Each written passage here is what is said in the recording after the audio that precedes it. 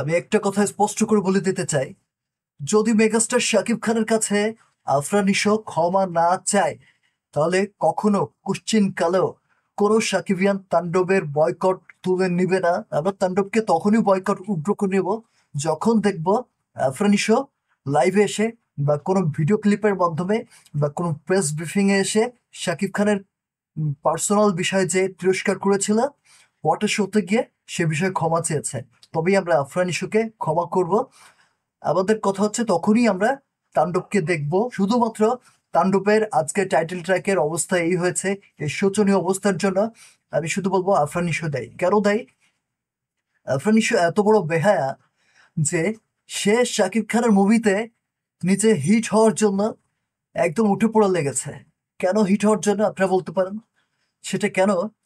আফরান নিশোর যদি cinema release হয় তাহলে 10 থেকে 15টা হলে রিলিজ হচ্ছে, কিন্তু সে মেগাস্টার শাকিব খানের যদি সিনেমা রিলিজ হয় তাহলে হচ্ছে 100 থেকে 120 বা তারও বেশি সিনেমা হলে এটা রিলিজ হচ্ছে।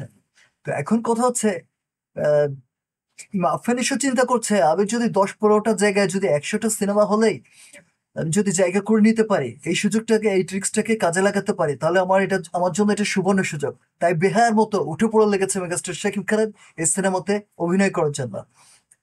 আরে আফরান নিশো, তোর যদি এতই যোগ্যতা থাকে তুই নিজে নিজে ওঠ।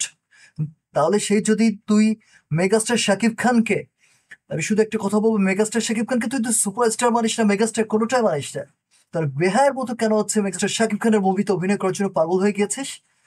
কে বলেছে তোকে?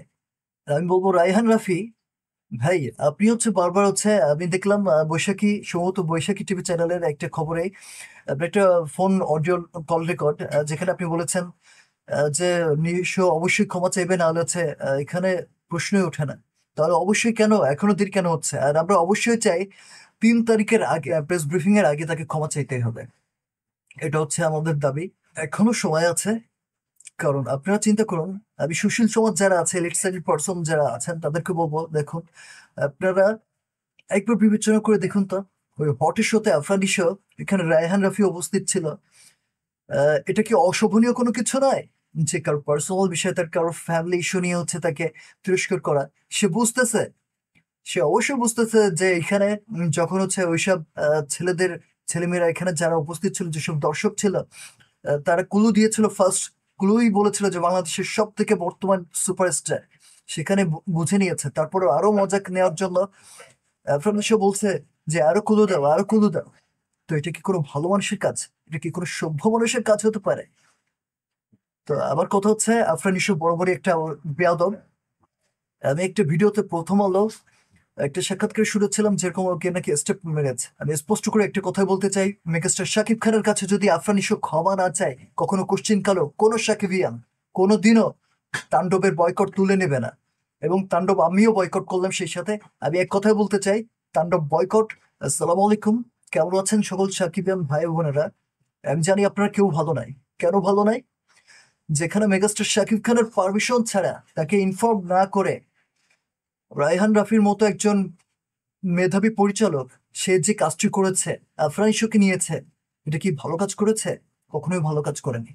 তাই আমরা কখনোই চাই না, আমি স্পষ্টভাবে জানিয়ে দিতে চাই যে কোনো সাকিবিয়ান চায় না মেগাস্টার শাকিব খানের সিনেমায় এই বেয়াদব আফরান নিশো তার স্ক্রিন শেয়ার করুক। দুঃখের সাথে বলতে হচ্ছে যে যখন তুফান মুভিটা রিলিজ হয় তখন আমি ভেবেছিলাম ইউটিউব চ্যানেল খুলে তুফানের যে ট্রেলার, ওই ট্রেলারের মধ্যে যে ডায়লগ আছে, ওই ডায়লগের মধ্যে যে কথাগুলো আছে, ওই কথাগুলো নিয়ে আমি একটি আহ, আমি নিজে ভোকাল দিয়ে একটা ছোট ভিডিও ক্লিপ তৈরি করেছি। আমি আমার চ্যানেলের ইন্ট্রো দেওয়ার জন্য আর কি। তো আমি সেই ইন্ট্রোটা আপনাদেরকে দেখাচ্ছি, আপনারা অল্প একটু দেখে বলবেন যে কেমন হয়েছে। আর অবশ্যই সাকিবিয়ানরা সবসময় ঐক্যবদ্ধ থাকবেন, আমি সবসময় চাই। সাকিবিয়ানরা ঐক্যবদ্ধ না থাকলে, আর্মির ব্যাটালিয়ন যেরকম হচ্ছে দেশকে প্রতিরক্ষা করে থাকে, প্রতিরক্ষার কাজ করে থাকে, দেশকে তারা প্রোটেক্ট করে থাকে, তেমনি আমরা সকল সাকিবিয়ান আছি মেগাস্টার শাকিব খানকে প্রোটেক্ট করার জন্য। তাকে কখনো অপমান অপদস্থ কোনো কিছুই হতে দেব না। আমরা সবসময় তার শুভাকাঙ্ক্ষী এবং তার বিপদে আপদে সবসময় কাছে আছি। ইনশাআল্লাহ আল্লাহ রব্বুল আলমিন আমাদেরকে সহায়তা করবেন। যারা এখনো চ্যানেলটিকে সাবস্ক্রাইব করেননি, অবশ্যই চ্যানেলটিকে সাবস্ক্রাইব করবেন, লাইক করবেন এবং কমেন্ট করবেন।